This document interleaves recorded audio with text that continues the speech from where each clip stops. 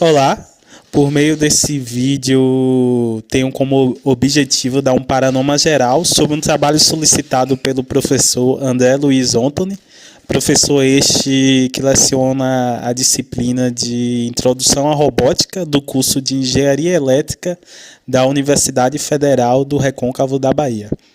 Este trabalho tem como tema uma simulação de movimento de objetos com braço robótico na plataforma Robot Studio e como autores Flávio Alexandre Almeida Santo de Jesus, Kevin Luiz dos Santos e eu, Clériston Alves Gobira Filho. Bom, escolhemos esse tema de braços robóticos pela importância dos braços robóticos na indústria mundial. Os braços robóticos foram um divisor de águas no critério eficiência na produção, na linha de produção da indústria e no critério de redução de custos dos produtos finais aos consumidores. E com o advento da tecnologia e o avanço da computação, se foi desenvolvido também simuladores que dão a oportunidade ao profissional da área de fazer toda a modelagem de um braço robótico sem necessariamente tirar o braço robótico da linha de produção, ou se ele quiser ampliar a linha de produção com outros braços robóticos, ele consegue fazer isso através da simulação. Nesse caso, escolhemos o simulador Robot Studio, desenvolvido pela ABB. A ABB é uma das principais empresas que desenvolvem e fabricam braços robóticos a nível mundial. E nesse caso escolhemos o modelo da ABB IRB 1410 de 5 kg com a altura de 1,44 metros.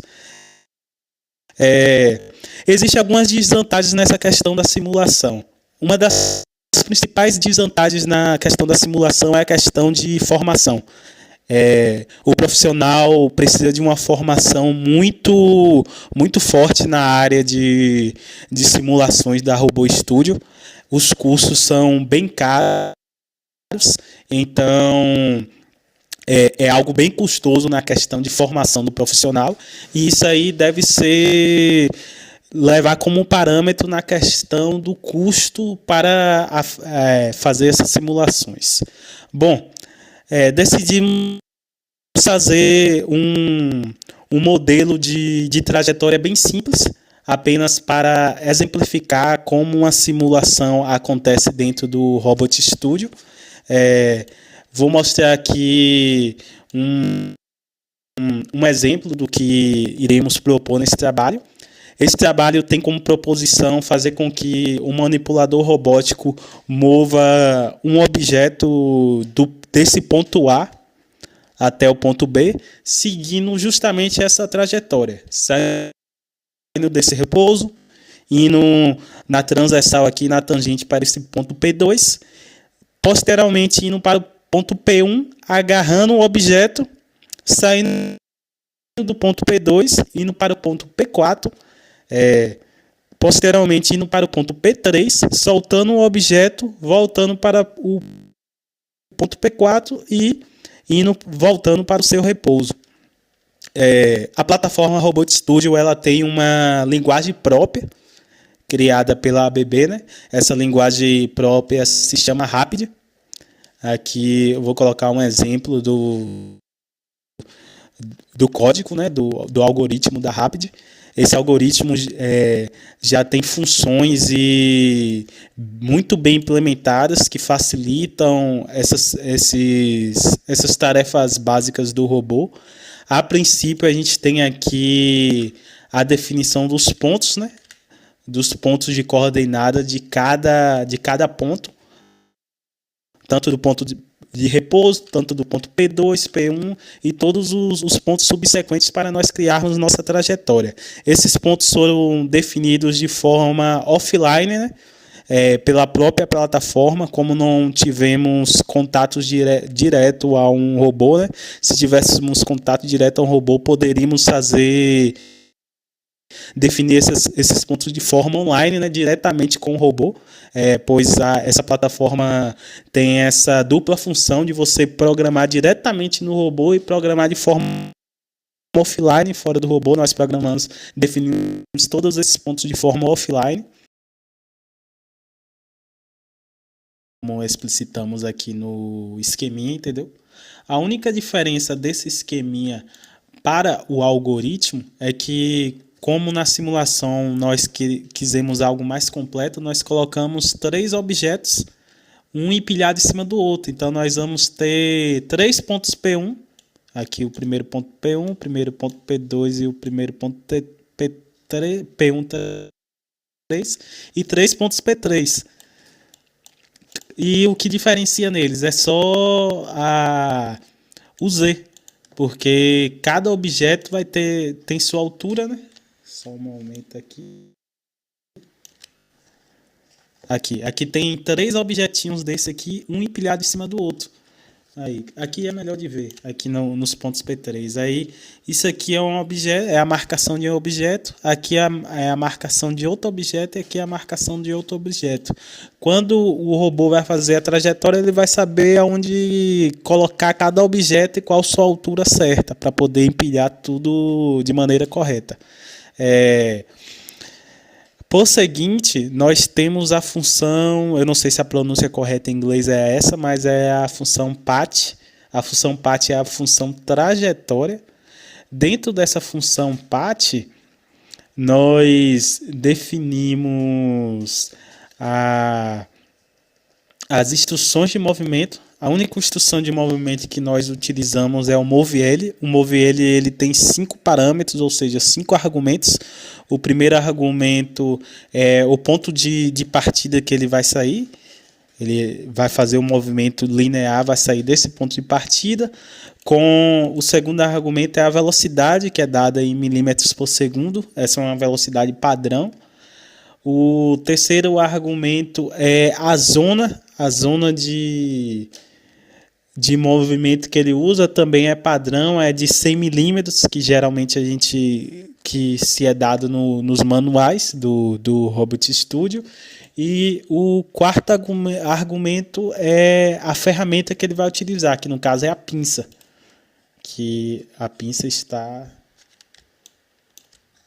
aqui, a pinça se chama pinça 1P, segundo aqui, SC pinça 1P, aí você chama K como argumento.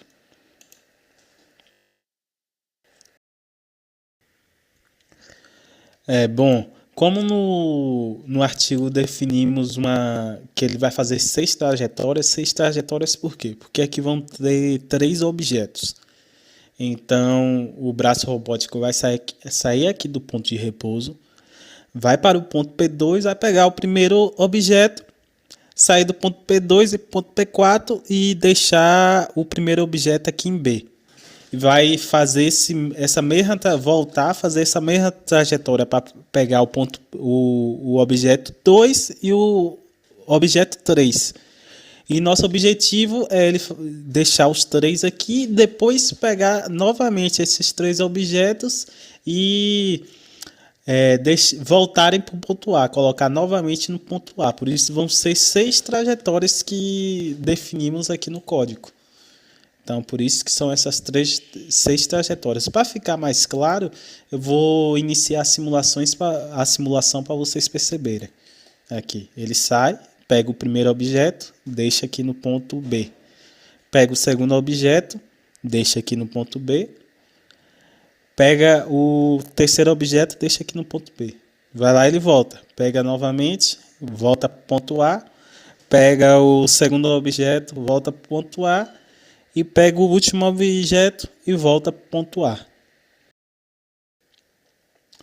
Voltando aqui para o código, cada instrução de movimento aqui, cada MoveL, que é o movimento linear que ele faz, é em relação ao ponto, entendeu? Então ele vai sair do P repouso e fazer um movimento e para o P2. Eu acho que aqui pela simulação eu tenho como mostrar para vocês de forma melhor. Aqui. Vamos para a trajetória AB. Para fazer a trajetória AB. Ó, ele vai sair aqui do ponto de repouso, fazer um movimento linear e ir até P2. Então, ó, movi ele P repouso, você viu que ficou, ele foi até tá saindo desse ponto aqui e vai para o ponto P2. Viu que aqui ele foi para o ponto P2, depois ele vai para o ponto P13, que é onde o objeto está, a altura do objeto. Posteriormente ele volta para o ponto P2, ó, ficou azul aqui que ele voltou. Vai para o ponto P4, vai para o ponto P3 para abrir a garra e deixar o objeto, volta para o ponto P4 e fecha o ciclo voltando para o repouso. Então, basicamente, em todas as trajetórias ele faz um percurso desse aqui, ó, para poder pegar os 3 objetos. Voltando aqui para o código, justamente quando ele chega no objeto, ele muda aqui a questão da zona. Em vez de ser um Z100, que é quando ele ficar em uma zona de 100 milímetros, a gente usa o Fine. E usa o Fine por quê? Porque quando a garra chega próximo ao objeto e ela tem que fechar, ela tem que usar sua precisão máxima. E a função que chama a precisão máxima é essa função Fine. Por isso utilizamos ela.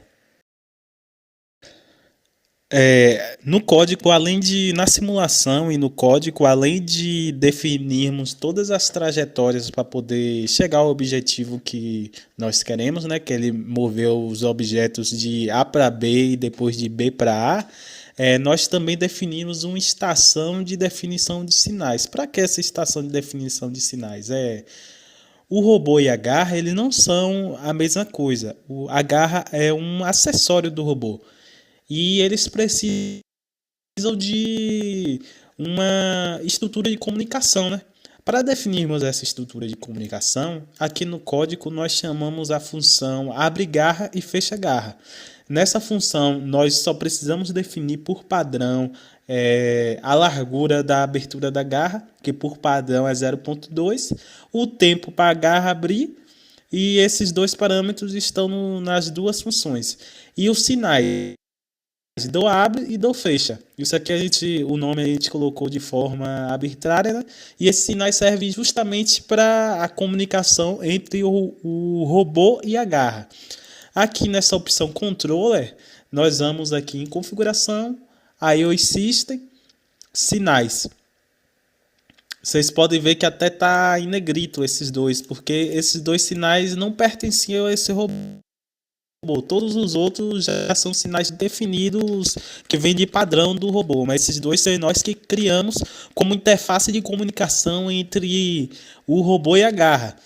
Então, quando a gente quiser que o robô abra a garra, o robô vai mandar um sinal de nível lógico 1 para a garra e a garra vai lá e vai abrir. Quando for para fechar a garra, o robô vai mandar um sinal de nível lógico 0, a garra vai lá e vai fechar. Os 2 sinais são de saída, né? Porque vai sair do robô para a garra. Então, e nós chamamos a função aqui dentro da trajetória. Deixa eu voltar aqui. Aqui, ó. As funções, fecha, abre, garra, aí, ó. Quando ele chega em P13, né, que é a altura do primeiro objeto, ele vai lá, vai mandar um sinal, fecha a garra, um sinal de nível lógico 0, ele vai chegar, fechar a garra e agarrar o objeto.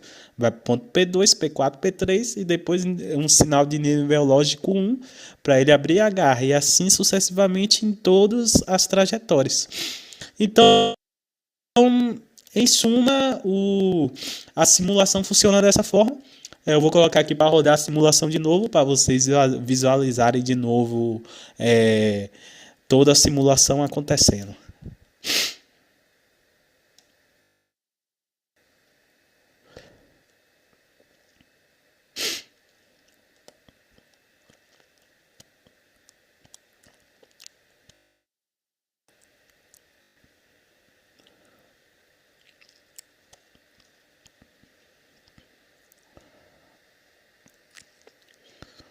Pronto, então obrigado a todos pela atenção e até os próximos projetos.